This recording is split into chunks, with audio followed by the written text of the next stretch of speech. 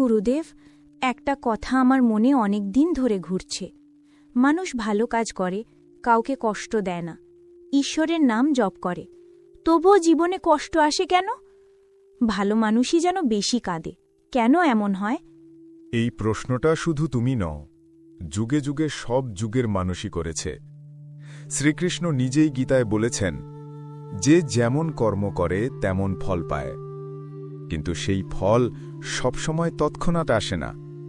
কখনো তা দেরিতে আসে, কখনো জন্মান্তরে আসে, আর কখনো কষ্টের রূপে আসে, যাতে আত্মা পরিশুদ্ধ হয়। তাহলে গুরুদেব, কষ্ট কি শাস্তি নাকি শিক্ষা? অতি সুন্দর প্রশ্ন বৎস। কষ্ট শাস্তি নয়, কষ্ট হল শিক্ষা। ঈশ্বর যখন কাউকে ভালোবাসেন তখন তাকে কষ্ট দেন না, বরং তার ভেতরের শক্তি জাগিয়ে তোলেন। যেমন সোনা আগুনে পুড়ে বিশুদ্ধ হয়, তেমনি মানুষের মনও কষ্টে পবিত্র হয়। গীতায় কৃষ্ণ অর্জুনকে বলেন, দুঃখে ও সুখে সমভাব থাকা যোগ, অর্থাৎ কষ্ট আসবে, কিন্তু যোগী সেই কষ্টকে ঈশ্বরের পাঠ হিসেবে দেখে, শাস্তি নয়। কিন্তু গুরুদেব, অনেক সময় দেখি দুষ্ট মানুষরা সুখে থাকে আর ভালো মানুষরা বিপদে। এটা কেমন নেয়? তোমার চোখে যা অন্যায় মনে হয় তা ঈশ্বরের পরিকল্পনায় নেয়। দুষ্টের সুখ অল্পকালের, ভালো মানুষের কষ্ট স্থায়ী নয়। কৃষ্ণ বলেছেন, অধর্মের জয় কখনো স্থায়ী হয় না।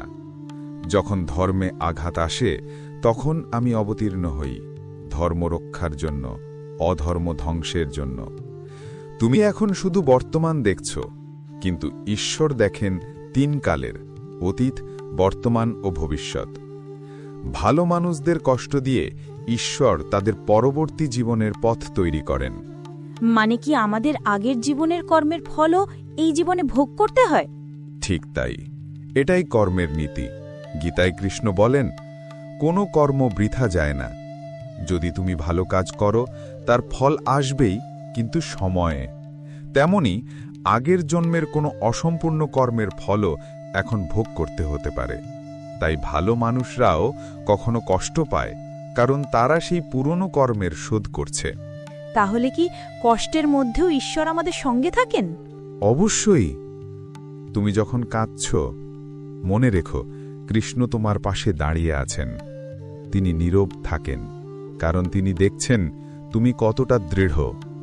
গীতায় বলেছেন, যে ভক্ত সব অবস্থায় আমাকে স্মরণ করে, আমি তার রক্ষক। অর্থাৎ তুমি যদি সত্যি ভক্ত হও, তাহলে ঈশ্বর তোমার কষ্টে তোমার হাত ধরে থাকেন, যদিও তুমি সেটা টের পাও না। গুরুদেব, তাহলে আমাদের কষ্টের সময় কি করা উচিত? কষ্টের সময়ে প্রথম কাজ অস্থির হওয়া নয়। কৃষ্ণ অর্জুনকে বলেছিলেন, ক্ষত্রিয়ের ধর্ম যুদ্ধ, কিন্তু জয় পরাজয় নয়, কর্তব্যই মুখ্য। তুমি তোমার কর্তব্য করো, ফল ঈশ্বরের হাতে ছেড়ে দাও। যে কষ্ট দিচ্ছে তাকেও ক্ষমা করো, কারণ সে কেবল তোমার কর্মফল পৌঁছে দিতে এসেছে। একটা কথা মনে রেখো, ঈশ্বর তোমাকে কষ্ট দিয়ে হারাতে চান না, তোমাকে বড় করতে চান। গুরুদেব, আপনি বলছেন কষ্ট আসলে আত্মাকে বড় করে, কিন্তু কষ্টের মধ্যে শান্তি কিভাবে পাওয়া যায়? যখন তুমি কষ্টকে গ্রহণ করবে ঈশ্বরের ইচ্ছা হিসেবে, তখন শান্তি আসবে। শান্তি বাইরে নয়, ভেতরের ঈশ্বর স্মরণে। গীতা বলে, যে মানুষ অন্তরের শান্তি পেয়েছে সেই প্রকৃত সুখী। ধ্যান করো, প্রার্থনা করো, সৎ কাজ চালিয়ে যাও, আর বিশ্বাস রাখো প্রত্যেক অন্ধকারের শেষে আলো আসবেই। তাহলে গুরুদেব, ভালো কাজ করলে কষ্ট মানে ঈশ্বরের পরীক্ষা? একদম তাই। ঈশ্বর যখন কাউকে বড় কাজের জন্য প্রস্তুত করেন, তখন আগে পরীক্ষা নেন। যেমন অর্জুনকে যুদ্ধক্ষেত্রে পাঠানোর আগে কৃষ্ণ তাকে জ্ঞান দিয়েছিলেন, তেমনি তোমার জীবনের কষ্ট তোমার শক্তি যাচাই করছে। যাকে ঈশ্বর ভালোবাসেন তাকে সঠিক পথে চালাতে কষ্ট দেন। এই কষ্ট শেষ হলে তোমার হৃদয় হবে নির্মল, মন হবে স্থির, আর আত্মা হবে মুক্ত। গুরুদেব, এখন বুঝতে পারছি কষ্ট মানে অভিশাপ নয়, আশীর্বাদ। যদি আমি সেটা গ্রহণ করতে পারি, তবেই আমি ঈশ্বরের পথে চলছি।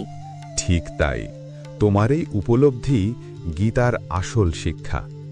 ভালো কাজ চালিয়ে যাও, কারণ ঈশ্বর ফল দিতেই আছেন। তুমি শুধু তোমার বিশ্বাসটাকে জীবিত রাখো। যেমন কৃষ্ণ বলেছেন, যে আমার ওপর পূর্ণ বিশ্বাস রাখে আমি তাকে কখনো ত্যাগ করি না। ভালো কাজ করেও যদি কষ্ট আসে, ভয় পেও না, কারণ কষ্ট মানেই ঈশ্বর তোমাকে গড়ছেন। যে ব্যক্তি কষ্টের ভেতরেও বিশ্বাস রাখে, তার জীবনেই একদিন গীতার সত্য প্রকাশ পায়।